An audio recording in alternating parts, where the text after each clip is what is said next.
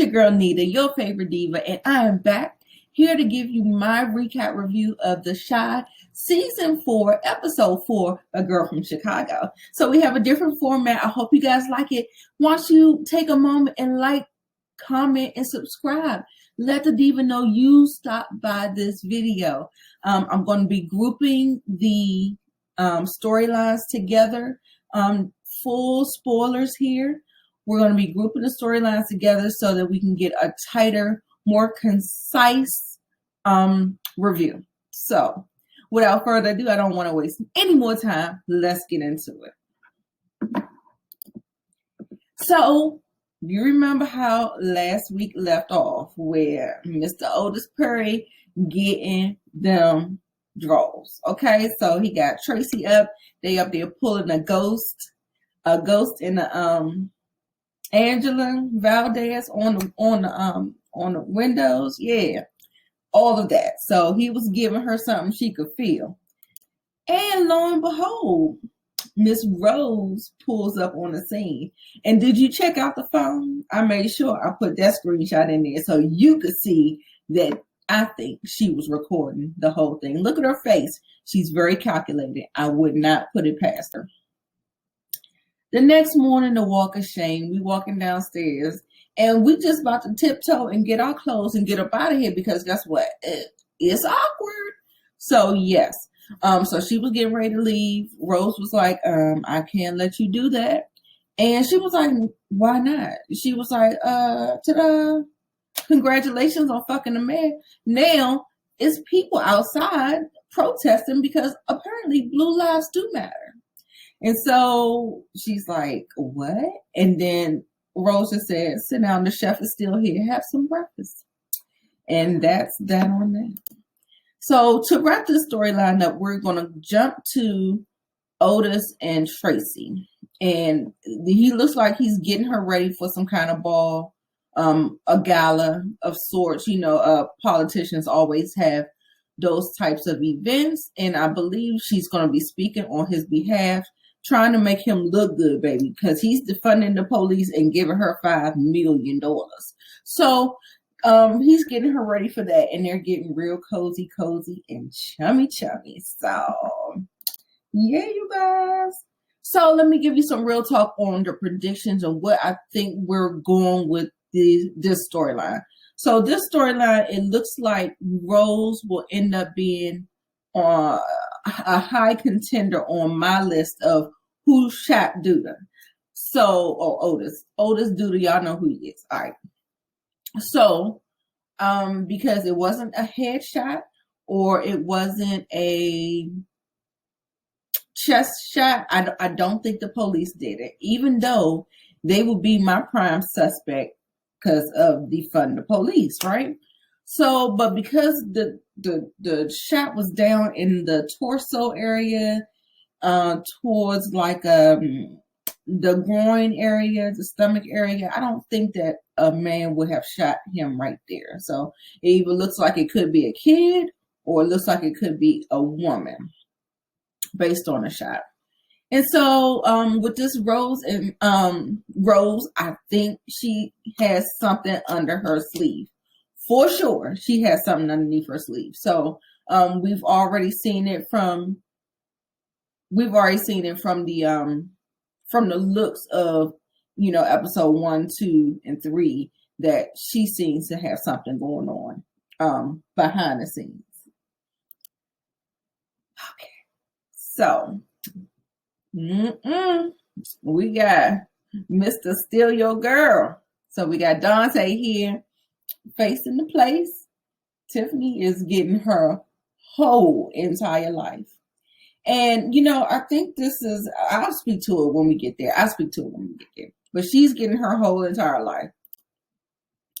And on the other hand, it looks like Emmitt is not. You know, he's just playing the role. He's going out there. She gave him a free pass, so he gonna take it. And look, he brought the girl to their house. Now, I done told you in the other review, you leave the door open for Emmitt, he gonna find a way to bust out the window.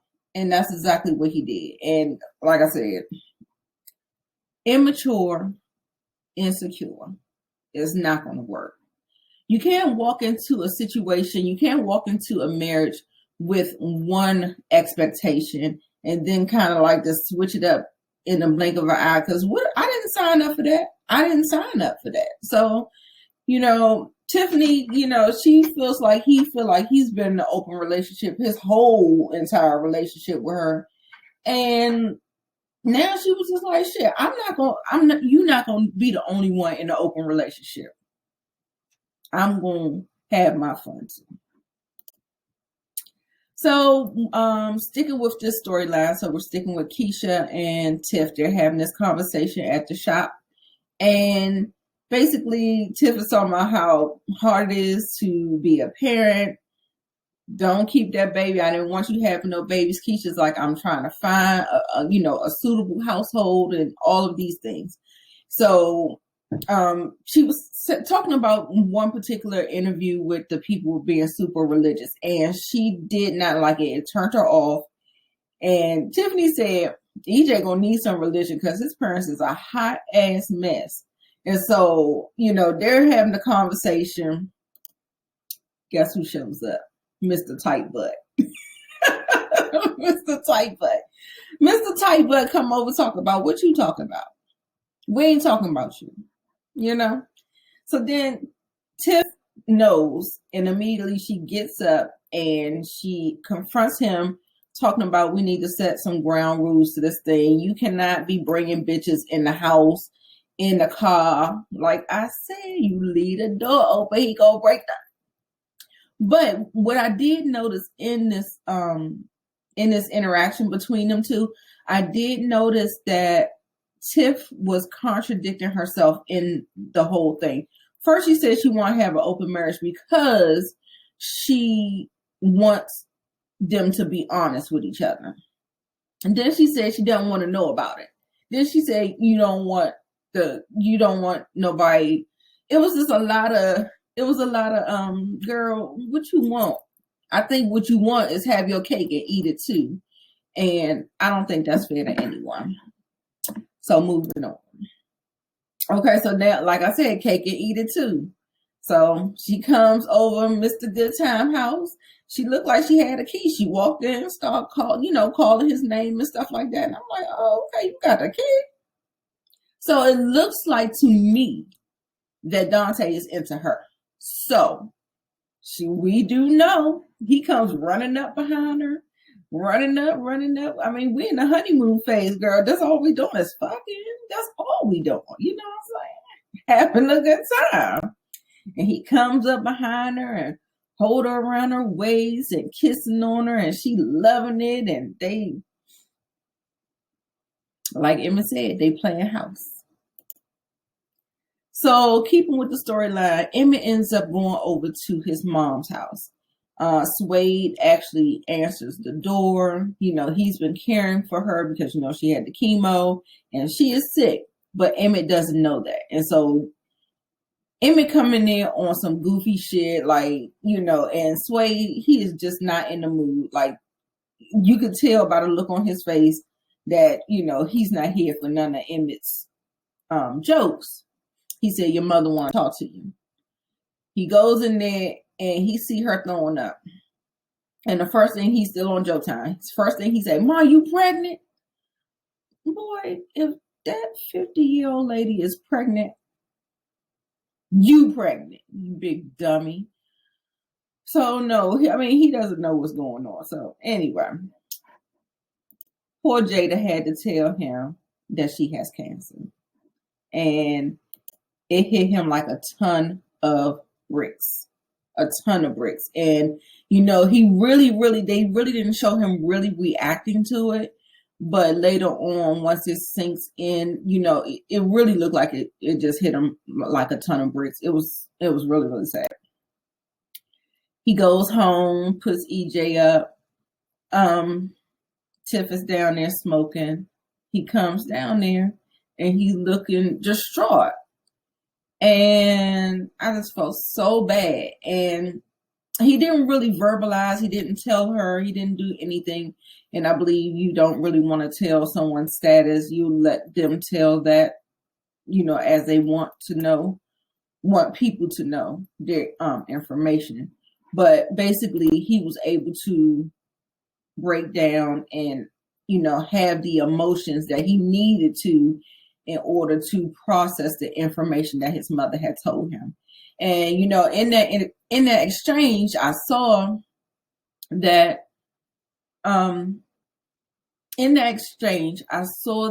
he was saying, she said, "What's wrong?"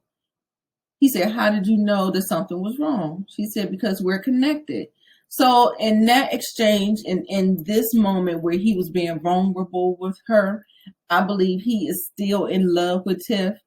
And I believe this situation, okay, let's get to some real talk. Okay, so I believe this situation is actually going to snowball into an effect where she's going to pull back from Dante, and Dante is not going to like it. And we may be doing some fatal attraction BS because, men always want the unattainable, but when you pull back, it might be a problem, baby. So we'll see about that.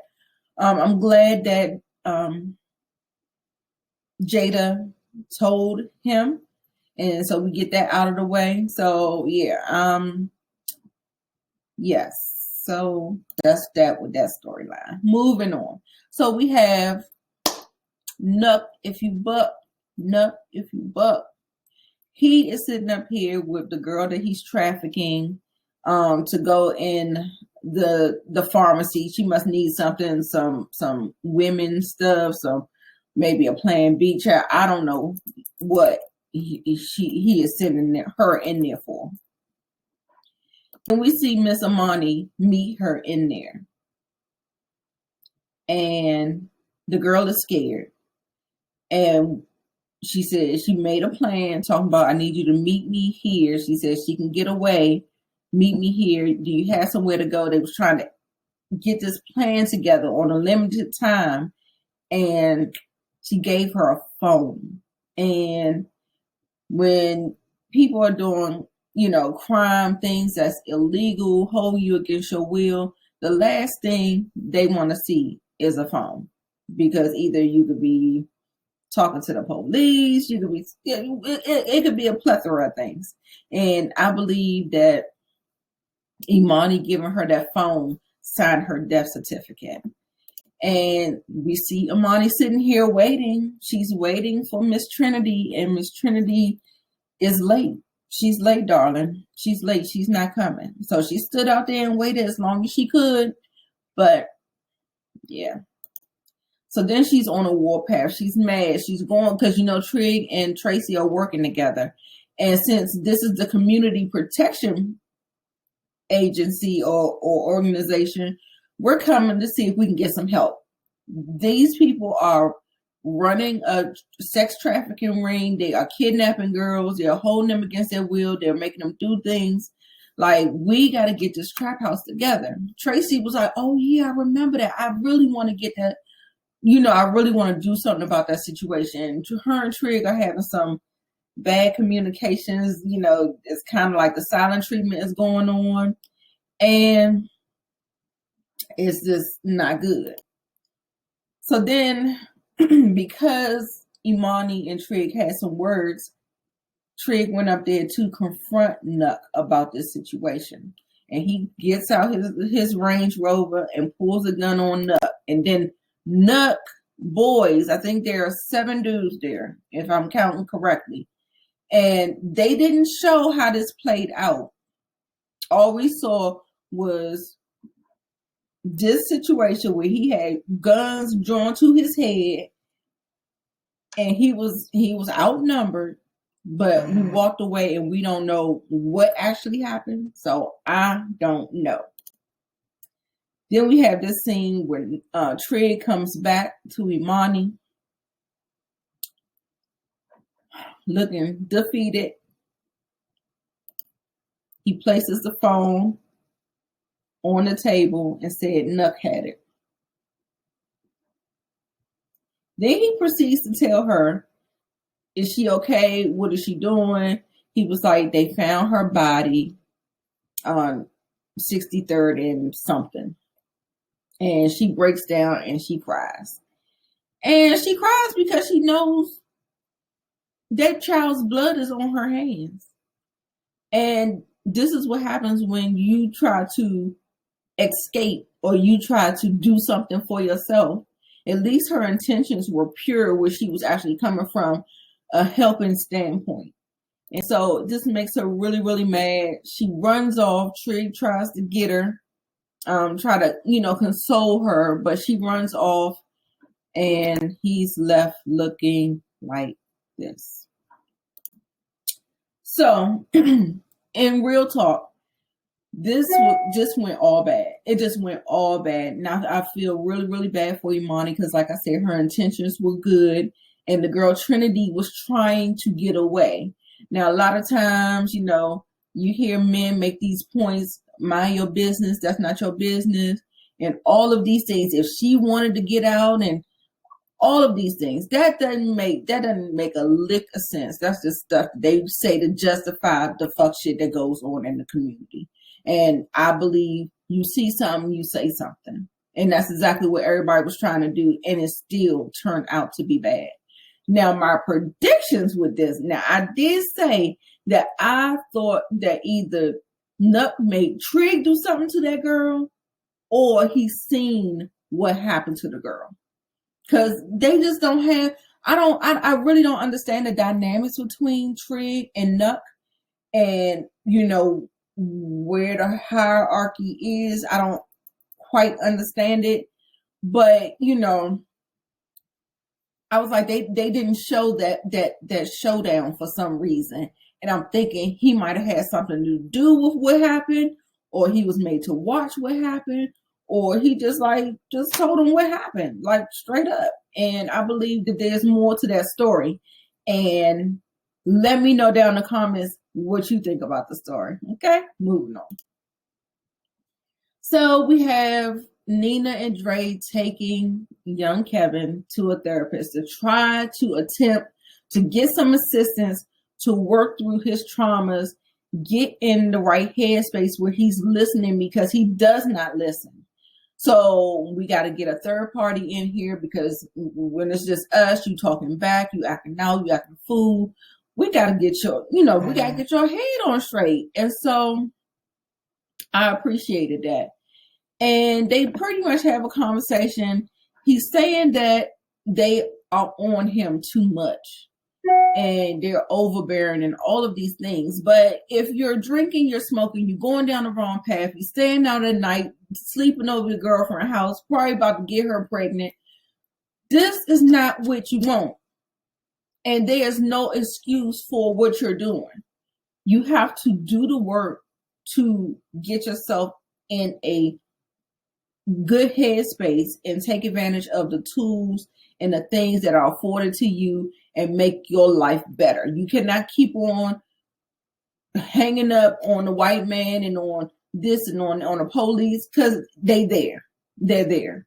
And so the best way to do it is try to figure out and work through what is going on.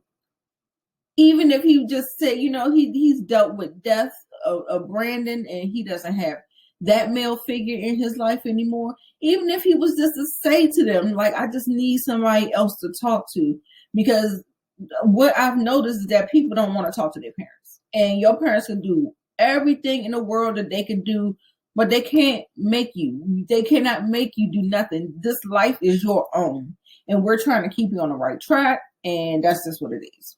So he he went into the, now you don't believe in me, because and that's just another tactic that men do, because we want to believe in you, we want to do what's best for you, and then you want to sit around and turn around and be like, we don't believe in you. But when we do, this is what we get, so the therapist is like, well, in order to do that, we have to get a better result. You know what I'm saying? So let's wipe the slate clean. Dre said, we believe in you. Nina broke down in this particular session and said that she is terrified when her children leave out the house. She almost lost her daughter last year. Now, instead of saying somebody saying that they just living their lives and they not trying to do nothing, she is watching them kids. She knows when Kevin stayed out late at night. She realizes, and she is trying to put forth the effort to create the best balanced home that she can. But the children keep on, with these antics or whatever.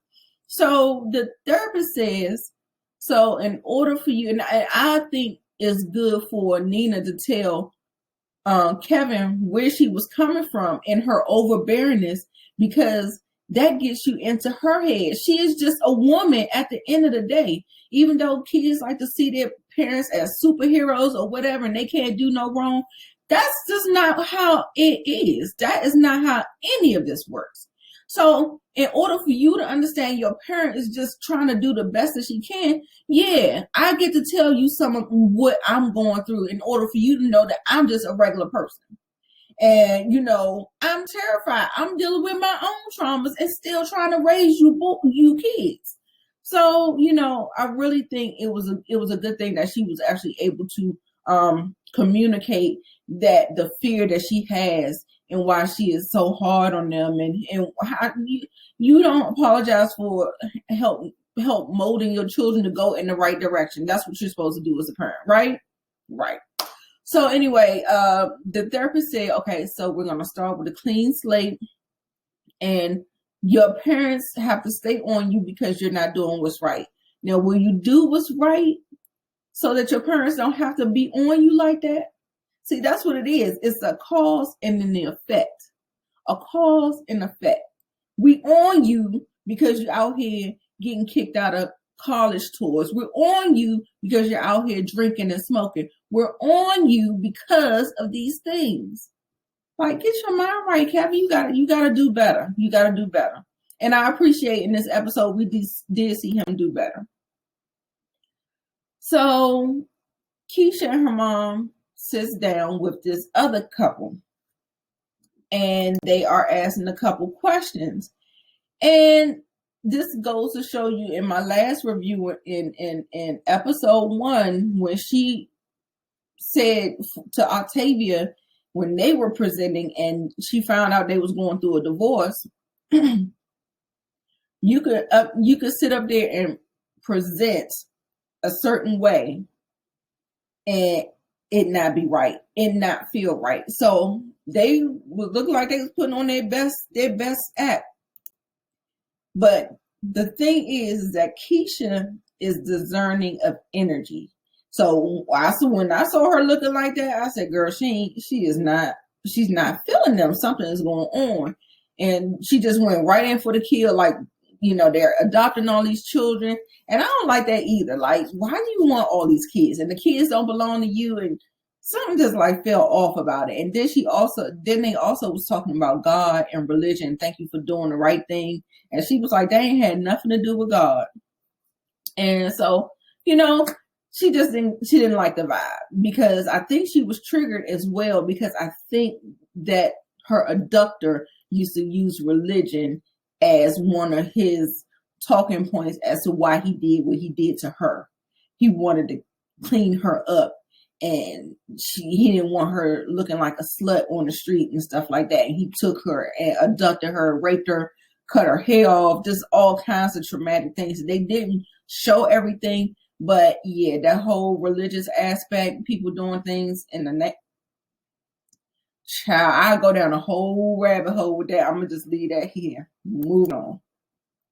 Now we have Jake the snake and woke Jemma woke Jemma sitting up here trying to stage a walkout. Now the walkout is due to the principal meeting with Otis about the morning announcement segment that she did, and Kevin was like, fuck the police and all that stuff. So she gets her platform taken, and they're trying to I know it had to be maybe 6 or 7 people. It wasn't hardly nobody. these your allies right here. That's it. That's it. So anyway, they came to do this little meeting and stuff, talking about they're going to stage a protest or a walkout. They're trying to figure out and organize what they're going to do. Jemma wants Kevin to step up and do something, and he ain't with it. You know, he just made a promise to his mom, and he said that he's going to try to keep his nose out of trouble. And I appreciated that. And thank you so much, Kevin, for doing that. And basically, him and Jemma had words. And at the end of the day, he told Jake, he was like, these people got trust funds and got parents that can get them out of jail. Or if something happens, they can afford to do whatever. But we are from the other side of the tracks. Now, Jake the Snake actually has a level of influence because of Otis. Okay, so we do have something there, because just like I said, something came down to it. He got them off and didn't get expelled or nothing like that. It was what it was. So he has a little layer of protection, but Kevin, on the other hand, do not. And he called her a little rich, spoiled brat and walked off. So that's Jake's little white snow bunny.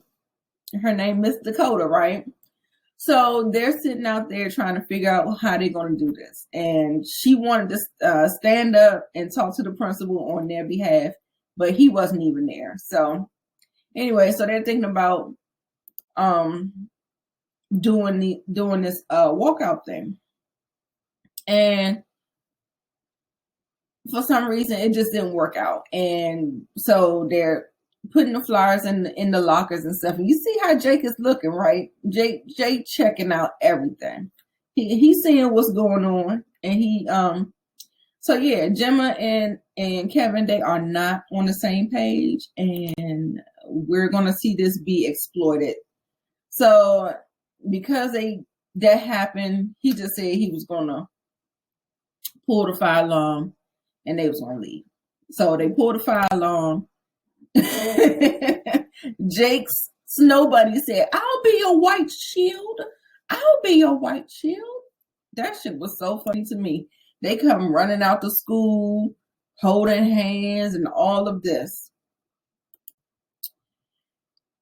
Kevin is not feeling like he is in a good place. He is moping. He feel like he is losing his girl.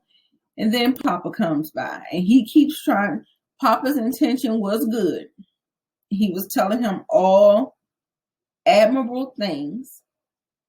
It just didn't work out like that for him, because what is going on is that Papa, he actually has a different caliber of girl.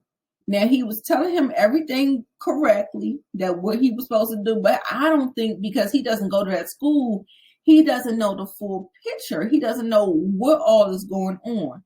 And from what he's gathering, he said that Kevin was being selfish. And I think he was, to a certain degree. Now, today, this situation, I don't think he was being selfish. But in all the other cases, yes. So he told him to go on his podcast, right? So he goes on the podcast. What is it called? Papa's Pool Pit? Yeah, Papa's Pool Pit. And he got all these different platforms. Like, he must be on Periscope, YouTube, I don't know what he on. But he got all these platforms and everybody chiming in. And I tell you, those comments can get real trollish.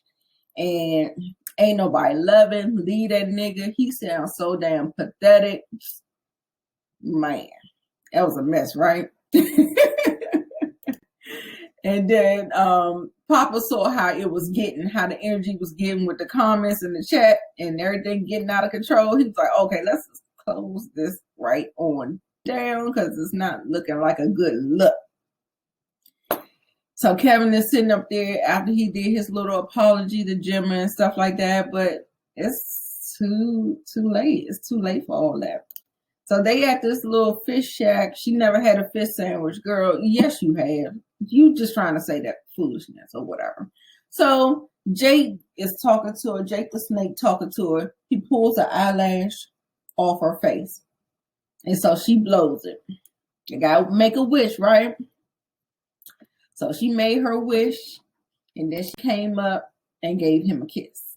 Then he said, oh, I thought she was going to wish for something else. And she was like, what? He was like, no, I thought she was going to wish you wanted to be my girl. And she was like, Then they really started kissing. So, honey, this thing is getting so messy. It is getting so messy. So, my real talk for this segment, I think I did enough talking in the whole segment, but I think this thing with Jake the Snake and woke Jemma and poor Kev is just not going to work out in his favor again, and he's going to lose another girl to another one of his friends, and that makes me sad. So anyway, I hope something can happen positive in his life, child. Moving on. So, I already did this.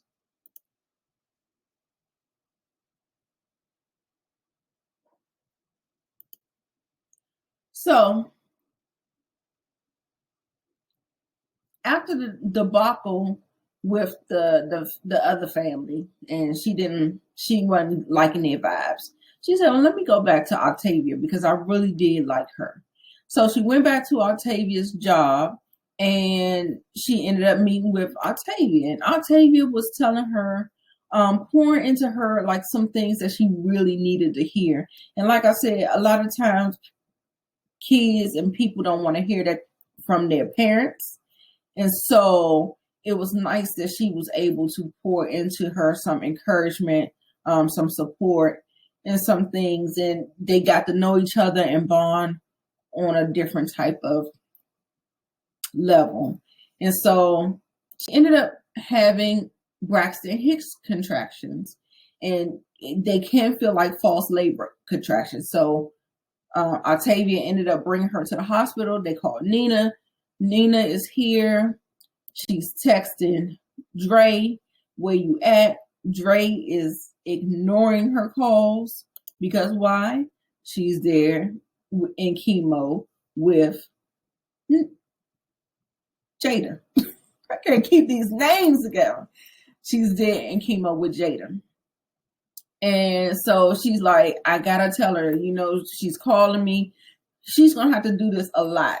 And if Dre's gonna be her support partner, she has to tell her. And like I said, I don't understand where they keep saying that she keep running her mouth. I've never seen that. So I'm not quite sure where they're getting that from. So anyway, I think, like I said, I think the whole storyline is contrived. So we go back, and after Nina gets no phone call, pickup, or text back from Dre, and she sees them embrace after Keisha tells her that she thinks she's the one that's going to get the baby. So she wants to give the baby she's made her decision. She said everybody's telling her to go with her gut, and her gut is telling her that she is the one.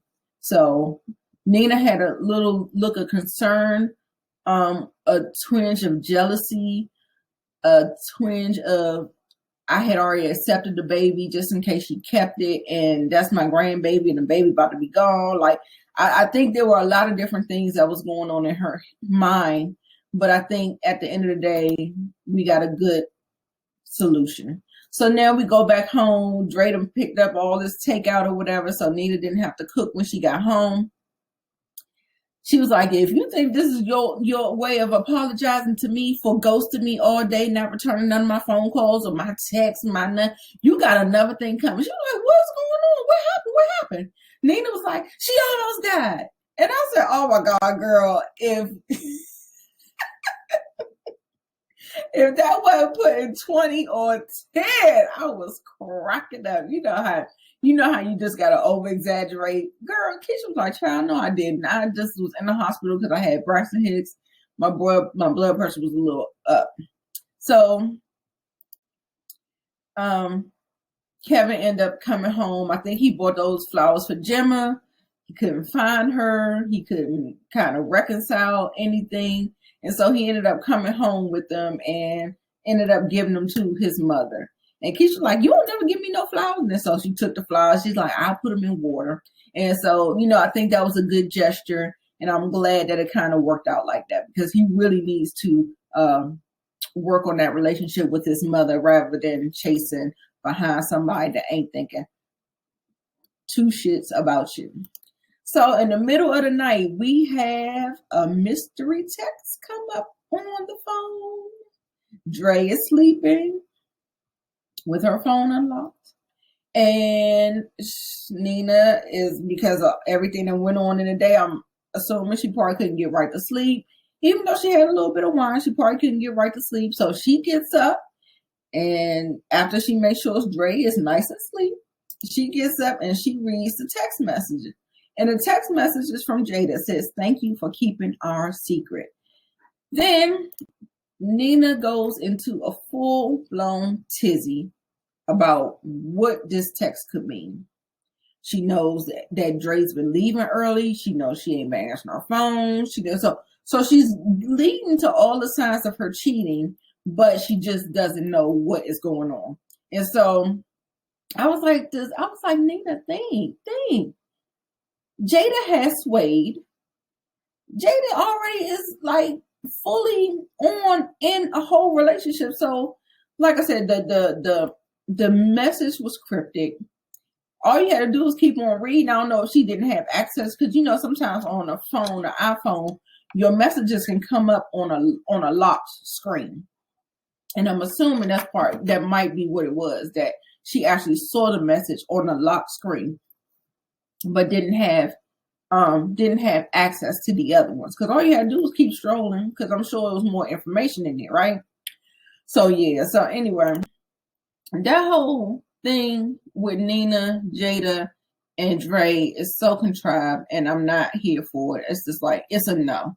Now, I think Keisha went with her gut, doing the right thing, because like I said, that lady's intention and her energy is a little better. And like I said, they tried to come up there presenting a husband and wife duo, and things wasn't so good. And even if things were good, it's always good until it's not good no more, y'all. Relationships, anything in life, is always good until it's not. So I think with this whole situation, I think she made the right choice. Go with someone with a good heart, someone that will, and with her, she may find another person, and then, it happens. So just, and the fact that y'all formed a bond, I think that if you want to know about the baby, she will allow you to know about the baby. You know what I'm saying? So yeah, I think she really should go with that gut instinct. And I think Kevin needs to drop those zeros. And yeah. Yep. So y'all, that was my review and recap. It was directed by Samir Rahim and a girl from Chicago. That was season 4, episode 4. As always, my name is Neither, your favorite diva. I watch stuff so you don't have to. Look, I done gave you the whole thing. If you don't have Showtime, I done gave you all the screenshots. I done broke it down for you. Get down in the comments and let me know what you thought. And I'll see you next week in the next one. Bye.